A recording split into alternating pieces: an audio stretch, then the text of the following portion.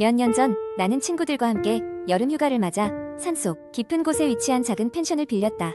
그곳은 인터넷에서 귀신이 나온다는 소문이 자자한 곳이었지만 우리 중 누구도 그런 이야기를 믿지 않았기에 오히려 궁금증을 자아냈다. 우리는 도시의 지친 일상을 탈출하고자 그 장소를 선택했다. 첫째 날 펜션에 도착하자마자 우리를 반기는 건 청명한 공기와 아름다운 자연 풍경이었다. 펜션 주인은 우리에게 조심스럽게 밤에는 밖에 나돌아다니지 말라는 말을 남기고 황급히 떠나버렸다. 우리는 단순히 농담으로 받아들였고 오히려 더 흥미롭다고 생각했다. 밤이 되자 우리는 바비큐를 즐기며 시끌벅적하게 피를 끓이며 수다를 떨어댔다. 밤이 깊어가면서 하나둘씩 방으로 돌아가기 시작했다. 그때 나는 멀리서 누군가 우리를 쳐다보고 있다는 묘한 느낌이 들었다. 하지만 술 기운에 가볍게 넘기고 잠자리에 들었다. 새벽녘 이상한 소리에 잠에서 깼다. 방밖 복도에서 뭐가 쓸리는 소리가 들렸다. 나는 혹시나 친구들 중 누가 장난을 치는 건가 싶어 문을 열어보았다. 하지만 복도엔 아무도 없었다. 그 순간 갑작스런 오한이 등줄기를 타고 흘렀다. 분명히 누군가의 발걸음 소리가 방금 전까지 분명히 들렸는데 말이다. 다음날 아침 식사 도중 그 이야기를 꺼냈지만 친구들 중 아무도 그런 소리를 듣지 못했다고 했다. 우리가 먹었던 덩치된 술병과 정리되지 않은 음식을 놓고 대화를 나누다가 한 친구가 이상한 점을 발견했다. 우리 방의 거울에 손자국 같은 것이 남겨져 있었고 그것은 우리 중 누구의 것도 아니었다. 조금씩 우리들 사이에서도 불안감이 감돌았지만 두 번째 밤도 찾아왔다. 이번에는 모두가 함께 거실에서 모여 자정 이후에 나타난다는 귀신 이야기를 들으며 놀기로 했다. 불안감을 떨치기 위해 이런저런 유쾌한 이야기를 나누며 시간은 흘러갔다. 그러나 시간이 깊어질수록 주위 온도는 점점 더 차갑게 느껴졌고 우리 중 한 명이 그것을 눈치챘다. 냉기가 마치 우리 주위를 감싸는 기분이었다. 그때 펜션 주인이 주의하라던 그 시간대가 지나가고 있었다. 그 순간 갑자기 형광등이 깜빡이더니 툭 하고 꺼졌다. 암흑 속에서 우리는 서로의 존재를 더욱 강하게 느낄 수 있었다. 순식간에 고요해진 방 안에서는 누군가의 숨소리도 크게 들렸다. 그때 친구들 중 한 명이 우습게도 귀신이 있으면 나타나는 거지 라고 농담을 던졌다.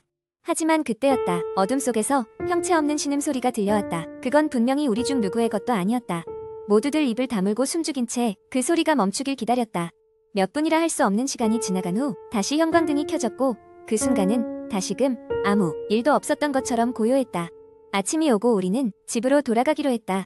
떠나기 전 펜션 구석구석을 마지막으로 확인하는데 가장 안쪽 방에서는 서늘한 바람이 아무 이유 없이 흘러나왔다.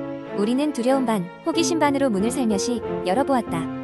그 속에서는 아무도 없었지만 창문 틀에는 오래된 손톱 자국 같은 것이 긁힌 흔적이 또렷이 남아있었다. 얼른 짐을 챙긴 우리는 그곳을 빠져나왔다. 차를 타고 내려오면서 우리는 다시 그 이야기에 대해서는 언급하지 않았다. 이후로도 그 펜션에 대한 이야기는 오랫동안 우리들 사이의 금기 주제가 되었다. 지금도 가끔씩 그날의 기억이 떠오를 때면 나는 혼자서도 오싹함을 느낀다. 우리가 정말로 눈치채지 못했던 무언가가 그곳에 있었던 걸까?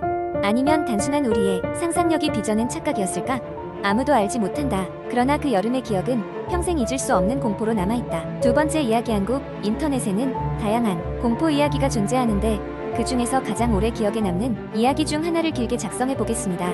이 이야기는 기묘한 산장으로 알려진 전설적인 공포 썰입니다. 옛날 옛적 한 무리의 대학생들이 여름 방학을 맞이하여 여행을 떠나기로 했다. 그들은 시끄러운 도시 생활에서 벗어나 자연 속에서 쾌적한 시간을 보내고자 산속 깊은 곳에 있는 한 산장을 예약했다. 인터넷에서 우연히 발견한 이 산장은 사진으로 보았을 때 아늑하고 편안해 보였으며 무엇보다 가격이 저렴했다. 그들은 설레는 마음으로 산장에 가기로 결심했다. 출발 당일 대학생 4명은 자동차에 올라타 산을 향해 떠났다. 여행 초반부에는 아무런 이상 징후도 없었다. 두세 시간이 지나자 점점 사람의 흔적이 드물어지기 시작했고 산길은 점점 좁고 거칠어졌다. GPS가 가리키는 대로 그들은 산장을 향해 차를 몰았다. 그러나 낡고 고장난 듯한 GPS는 종종 경로를 놓쳤고 그들은 몇 번이나 길을 잃었다. 오랜 고생 끝에 그들은 결국 해가 지기 직전 산장에 도착할 수 있었다. 산장은 오래되어 보였지만 겉으로는 분명히 사진에서 본 그곳이 맞았다. 입구에 들어서자 낡은 나무 문이 삐걱이는 소리를 내며 열렸다. 그들은 집 안으로 들어가 짐을 풀고 저녁 식사를 준비하기 시작했다. 집안은 먼지와 거미줄로 가득했지만 그들은 대수롭지 않게 생각하고 무심코 청소를 시작했다. 저녁을 먹고 난 뒤 그들은 거실에 모여 담소를 나누며 시간을 보냈다. 그때부터 이상한 일이 벌어지기 시작했다.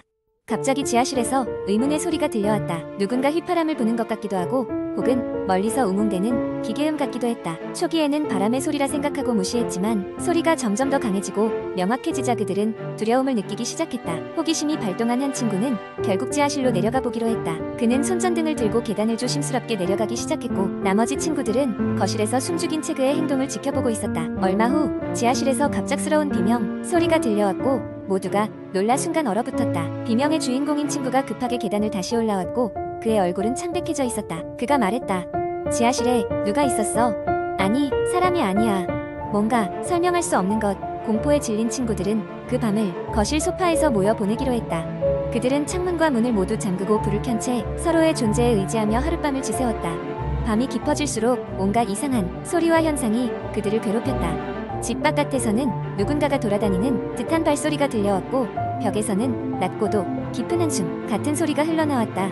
그들은 아침이 밝자마자 움켜쥐고 있던 짐을 챙겨 산장을 빠져나왔다. 그리고 마을로 내려와 사정을 설명했다. 마을 사람들은 그 산장이 오랫동안 비어 있었으며 그곳에는 50년 전 끔찍한 사고가 있었다고 말했다. 그 사고 이후로 산장은 항상 저주받은 곳으로 남아 있었다고 했다. 그 이야기를 듣고 그들은 산장을 예약한 웹사이트가 이미 사라졌다는 사실을 알게 되었고 마치 그 모든 것이 꿈인 듯한 기묘한 느낌을 받았다. 이 경험은 그들의 인생에서 잊을 수 없는 공포로 남게 되었다.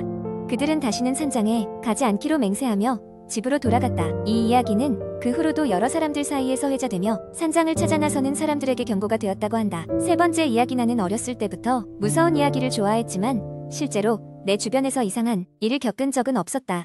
그러다 대학에 가고 나서야 처음으로 이상한 경험을 하게 되었다. 그 이야기를 하려고 한다. 대학 2학년 여름방학 때 나는 학교 근처 원룸에서 자취하고 있었다. 그 동네는 원래 오래된 주택가로 유명했는데 최근 몇 년 사이에 재개발이 이루어지면서 새 원룸들이 많이 생겼다. 내가 살던 원룸도 그런 곳 중 하나였다. 원룸 건물은 깨끗했고 가격도 저렴해서 만족하며 살고 있었다. 어느 날 밤 나는 늦게까지 과제를 하느라 컴퓨터 앞에 앉아 있었다. 새벽 2시쯤 되자 눈이 침침해져서 잠시 눈 좀 붙이려고 침대에 누웠다. 그때 갑자기 창문 밖에서 이상한 소리가 들렸다. 칙칙거리는 소리와 함께 무언가 긁는 듯한 소리였다. 처음에는 그냥 바람 소리겠거니 하고 무시하려 했지만 소리는 멈추지 않고 계속되었다. 나는 궁금함을 못 참고 창문을 열고 밖을 내다봤다. 아무것도 보이지 않았다. 조용한 밤하늘과 거리만이 내 눈앞에 펼쳐져 있었다. 몇 분 후 다시 책상으로 돌아가려는 순간 이번에는 문 쪽에서 소리가 들렸다. 누군가 문을 긁고 있는 듯한 소리였다. 나는 순간 얼어붙었다. 그때 갑자기 핸드폰 벨이 울렸다. 누구지? 이 시간에 전화할 사람이 없었는데 화면을 보니 알 수 없는 번호로 표시되어 있었다. 나는 망설이다가 전화를 받았다. 여보세요? 그런데 전화기 너머로는 아무 소리도 들리지 않았다. 나는 다시 한번 여보세요라고 말했지만 여전히 침묵뿐이었다. 끝내 나는 전화를 끊고 문 쪽 소리의 정체를 확인하러 가기로 했다. 조심스럽게 현관문에 귀를 대고 듣기 시작했다. 그 순간 이번에는 문 밖에서 누군가가 물었다. 괜찮아요? 낯선 여성의 목소리가 들렸다. 나는 놀라서 물었다. 저 누구세요? 하지만 아무런 대답도 돌아오지 않았다. 나는 두려움에 떨면서도 문을 열기 위해 손잡이를 잡았다. 천천히 문을 열었지만 복도에는 아무도 없었다. 그 대신 복도 중앙에는 작은 종이 한 장이 놓여 있었다. 나는 그 종이를 집어들었다. 종이에는 이상한 그림이 그려져 있었다. 한 소녀가 어두운 터널 속에서 걷고 있는 모습이었다. 그런데 그 터널 끝에는 전혀 다른 두 세계가 펼쳐져 있었다. 한쪽은 빛이 가득한 아름다운 정원, 그리고 다른 한쪽은 불길에 휩싸인 폐허였다. 당황스러움과 동시에 기분이 나빠졌다. 나는 종이를 책상 위에 올려놓고 다시 잠을 청하려 했다. 하지만 묘한 기분에 결국 잠들지 못하고 뜬 눈으로 밤을 지새웠다. 다음 날 나는 이 이야기를 친구들에게 털어놓기로 결심했다. 친구들은 나를 약간 놀리면서도 혹시 모르니 조심하라고 충고했다. 나는 그저 그날 밤의 일이 장난이었거나 헛것을 본 것이라 믿으려고 했다. 하지만 그날 밤 비슷한 시간에 다시 핸드폰 벨이 울렸다. 이번에도 알 수 없는 번호였다. 그러나 이번에는 받지 않기로 했다. 벨소리는 중단되지 않았고 오히려 계속해서 나를 불안하게 만들었다. 벨소리가 그치자마자 문에서 다시 소리가 들리기 시작했다. 이번에는 문을 두드리는 소리였다. 공포에 사로잡힌 나는 경찰에 전화를 걸어야 하나 고민했지만 조금 더 기다려보기로 했다. 그러자 문을 두드리던 소리가 멈추고 핸드폰으로 문자가 도착했다. 떨리는 손으로 문자를 확인했다. 발신자는 알 수 없는 번호였고 메시지에는 한 줄의 문장이 적혀 있었다. 터널의 끝에서 당신을 기다리고 있어요. 나는 더 이상 참을 수 없었다. 즉시 온몸이 경직됐고 뒷목에 차가운 식은땀이 흘렀다. 머릿속에서는 무언가 잃어버린 기억이 떠오를 듯 말 듯 아슬아슬하게 맴돌았다. 테이블 위에 놓아둔 그 이상한 그림이 다시 생각났다. 이 모든 것이 무슨 의미일까? 나는 결심했다. 내일이라도 이 집을 떠나기로. 그렇게 깊은 고민과 두려움 속에 밤이 다시 찾아왔다. 하지만 이번에는 다른 결말이 기다리고 있었다. 새벽 4시 문이 스르륵 열리며 차가운 공기가 쓸려 들어왔다. 나는 단번에 잠에서 깨어났고 눈앞에 서 있는 그림 속 소녀를 마주했다. 그녀는 나를 말없이 바라보다가 조용히 창문을 향해 손짓했다. 직감적으로 이 상황을 벗어나야 할 것 같다는 생각이 들었다. 나는 늦지 않게 그 소녀의 손을 잡고 창문으로 향했다. 그리고 그날 새벽 나는 실종됐다. 소리 소문 없이 이후에도 같은 방에서 계속해서 이상한 소문이 들려왔다고 한다. 그러나 나를 본 사람은 아무도 없었다. 나는 아직도 터널의 끝에서 무엇이 날 기다리고 있었는지 알지 못한다. 알 수 없는 번호는 여전히 누군가에게 그 소식을 전하고 있을지도 모른다. 그날 밤의 진실은 나와 함께 어둠 속에 묻혀있다.